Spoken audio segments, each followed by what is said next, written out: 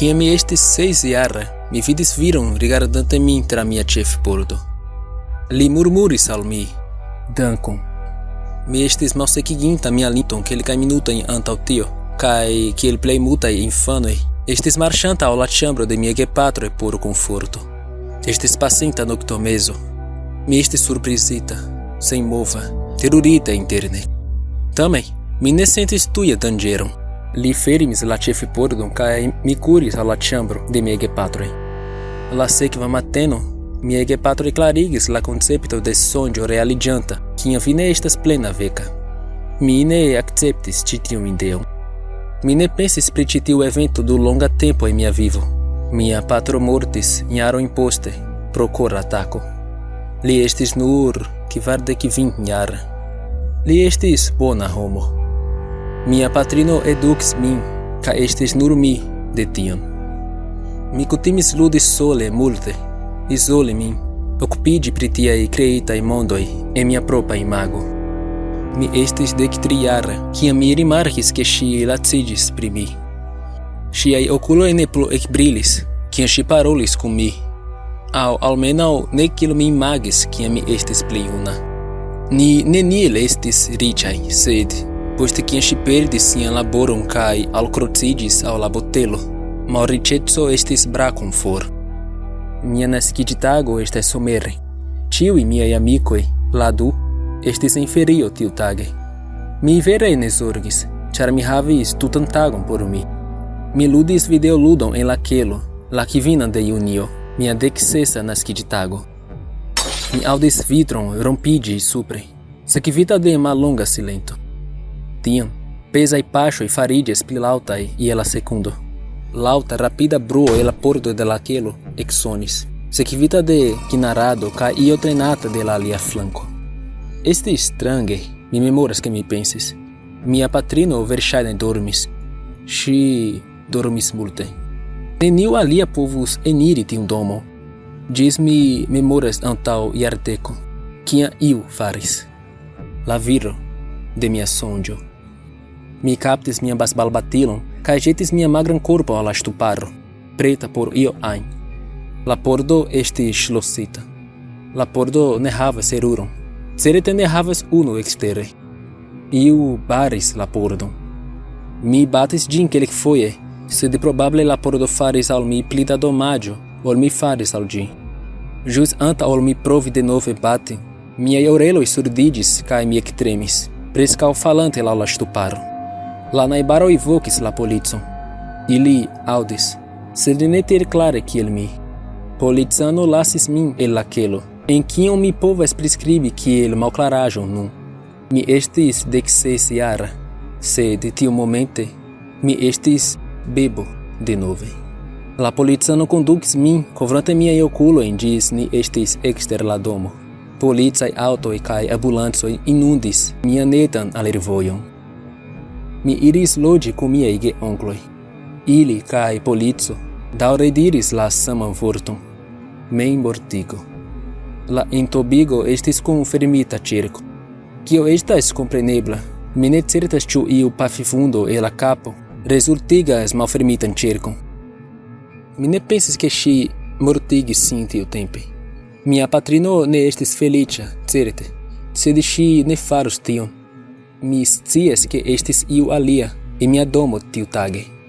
Polico diras ke mia patrino ŝlosis min en la kelo, sed mi sciis tiutempe ke ne estis vere.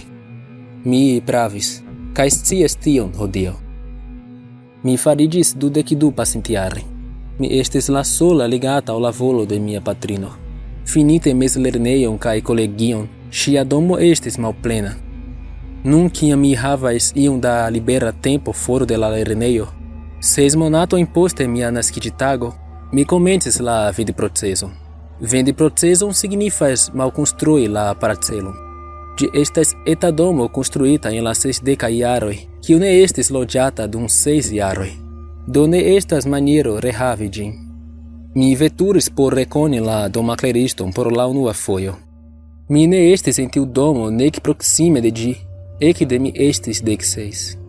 Ĝi aspektis kiel maljunulino, klakiĝinta kaj likita pro malĝojo. sciante que sia inevitable fino estas tre proxima. Mi estis frua, marchis laŭ la trotuaro aŭ la ĉefpordo, sen malrapidiĝi. Kompreneble, estis malfacile reiri, sed mi havis la lastajn 6 jarojn de mia vivo por pensi pri ĉi tiu tago, por zorgi. Do mi estis preta.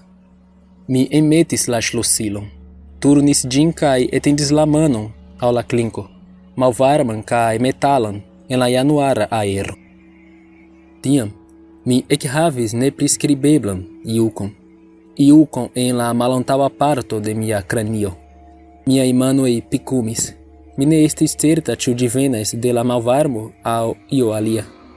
Mi havas apopleksion. Mi pensis en mi.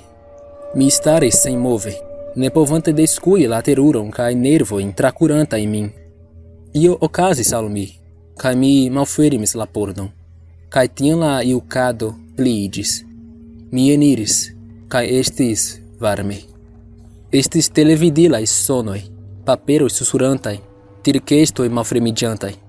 Maldekstre, en la salono, estis kristnaska arbo.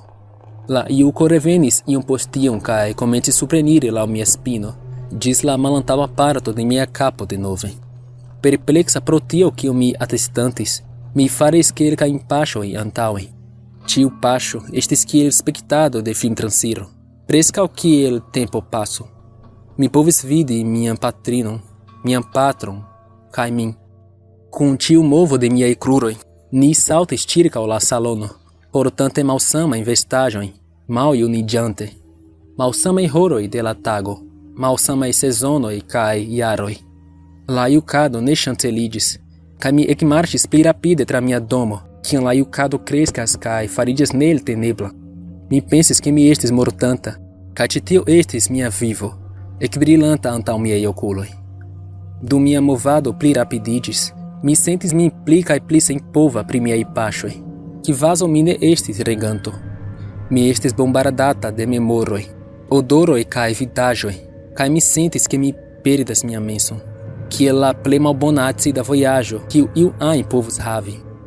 Io ene de mi diris al mi ke mi plu marŝu, sed tiu malbenita jukado nur pli malboniĝis, kaj mi sentis kvazaŭ ekzistas damnitaj formikoj kosmaj en mia kapo, fuŝante mian cerbon, kaj mi ne havis lokon en la realeco aŭ en la universo, kaj mi eĉ ne sciis kie mi estas. Fek, ĝi pli kaj pli malboniĝas. Mi sentis ke mi estas flosanta, kaj kun ĉiu paŝo sentis ke mi naĝas tra miaj propraj memoroj, dum mi spektis min mem flosi for de la tero kaj lakta vojo. Mia fizika formo estis malaperinta, kaj mia korpo estis disigita tra la universo.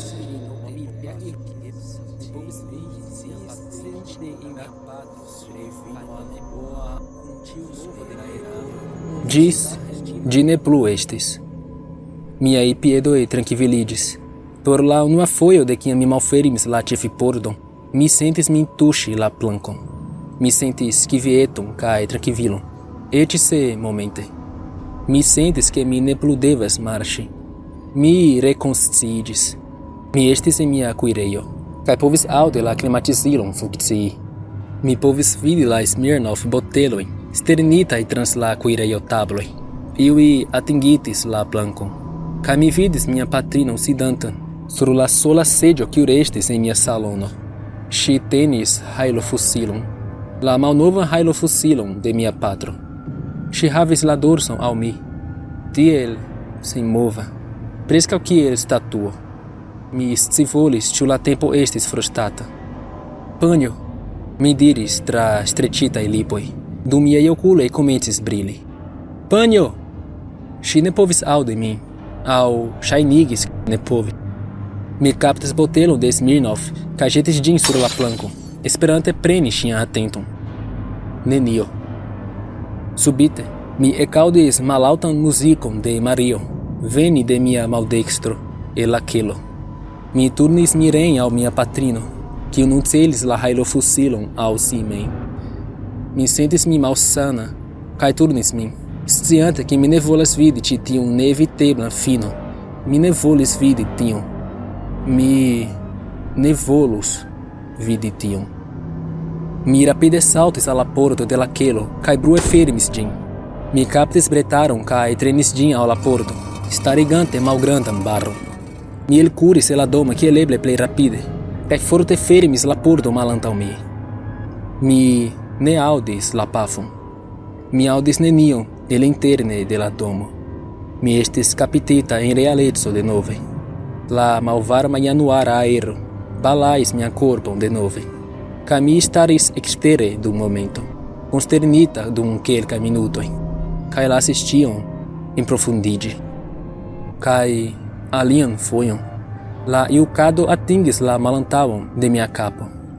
Ĝi ne estis forta aŭ dolora kiel antaŭe. Ĝi estis preskaŭ komforta iel, invita sensenteco. Mi turnis min al la pordo, kaj malrapide ĝi malfermis. Mi povis senti la varmon de interne denove. Sed nun estis mallume en la domo. Mi apenaŭ povis vidi la knabon malsupreniri la ŝtuparon, kaj poste halte. Mi diris al li la nuran aferon pri kiu mi povis pensi. Dankon.